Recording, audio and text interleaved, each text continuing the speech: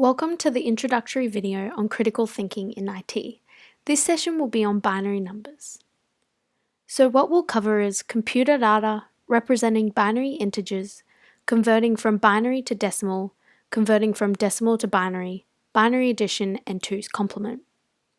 For a little background, binary is defined as relating to, composed of, or involving two things, and the modern binary number system, the base for binary code, was invented in 1689 by Gottfried Leibniz. Computer data is basically any type of information, from an email to a gaming program, that can be stored in a computer memory and processed.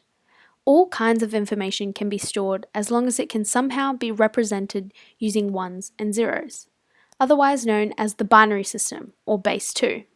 The binary system is applied internally by almost all computer-based devices because of its direct implementation in electronic circuits using logic gates. Some examples of different data types include text, numbers, audio, images, and so much more, each of which are represented by a series of ones and zeros. Since each of these types of information is stored as bits, how those bits are determined depends on what type of data the computer expects or thinks they are. First thing we look at is representing integers. So an integer is a whole number, not a real number. It can be represented in binary form by writing it in base 2. However, the most common base used today is base 10 notation, otherwise known as the decimal system, because des in both Latin and Greek means 10. So in base 10, you would count the digits 0 through 9, then the powers of 10, like 10, 11, 12, 13, till you go to 19, and you go to 20, 21, 22, and so on. In base 2, you do a similar thing, but you count only digits 0 and 1 because you only have access to the digits 0 and 1 in base 2. Each of these binary digits, 1 or 0, is called a bit. The term byte is something you may have heard before. A USB generally contains gigabytes of storage. A 1 gigabyte USB contains 1 billion bytes. A byte specifically is a unit of data that is 8 bits long. Binary logic can be thought of like driving a car through Sydney CBD and only being able to drive straight and make right turns. Any number can be evaluated using the following formula. The sum from I is equal to 0 to the n d sub I times b to the power of I, where d subscript I is the ith digit. B superscript I is the base or radix raised to the ith power, and the number is the sum of the terms from I equals 0 to I equals n. N is the number of digits in the number minus 1. Binary integers, in terms of their representation, the place of the digit in a binary number gives the power of 2 that the value of the digit represents. The value of a binary number can be read as follows.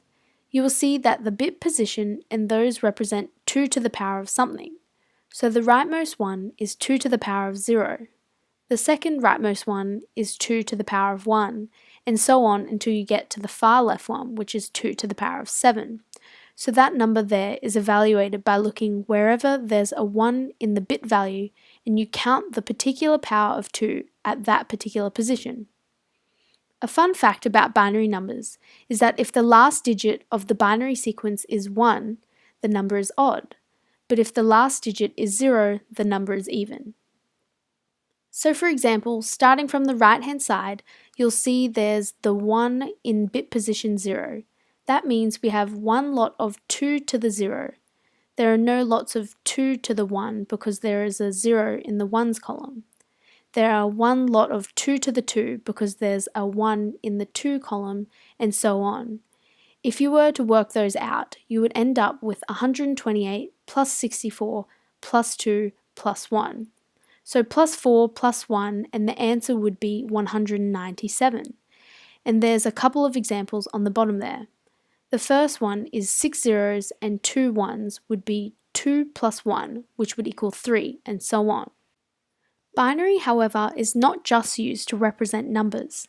It is also used to represent letters, and this is done by assigning each letter in the alphabet a binary value. Devised in 1992 was Unicode, an international encoding standard that can represent characters from languages all across the world.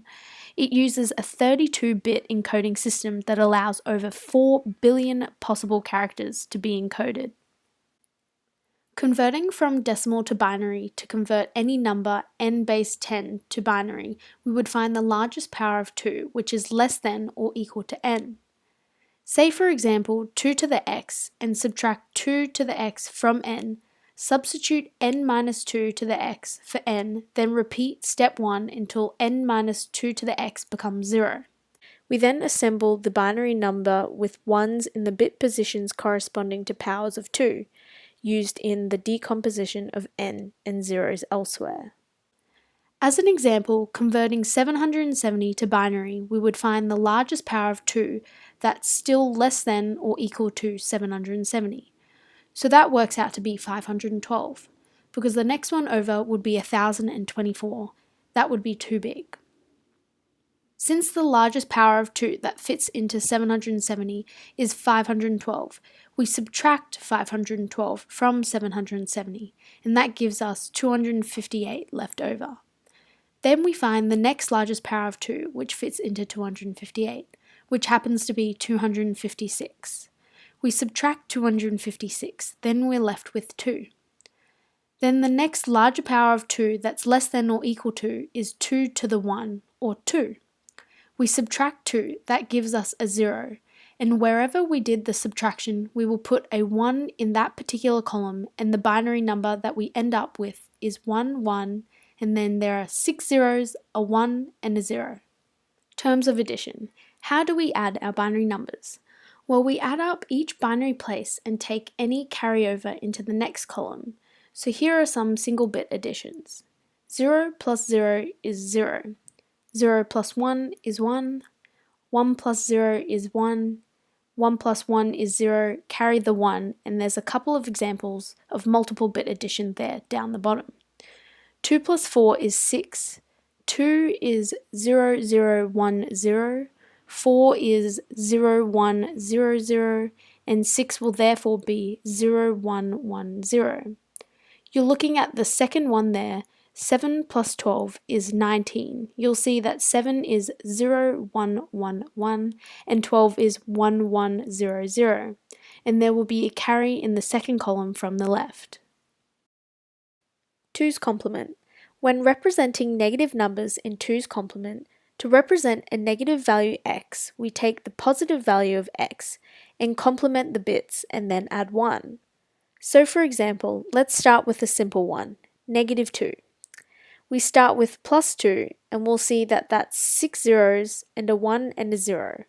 We'll complement that, which basically means flip the bits, which means we get 6 ones, a 0 and a 1. And then we add 1, which means we get 7 ones and a 0. We did the same thing with negative 127. We start with 127, and that value is 0 and 7 ones. We complement that thing, and we have a 1 and 7 zeros. We add a 1, and we have a 1, 6 zeros, and a 1.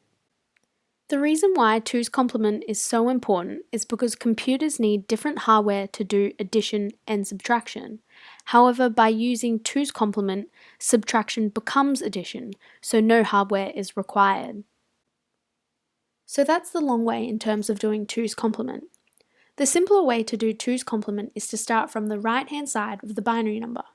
You find the rightmost one, you keep it, and you flip everything to the left of it.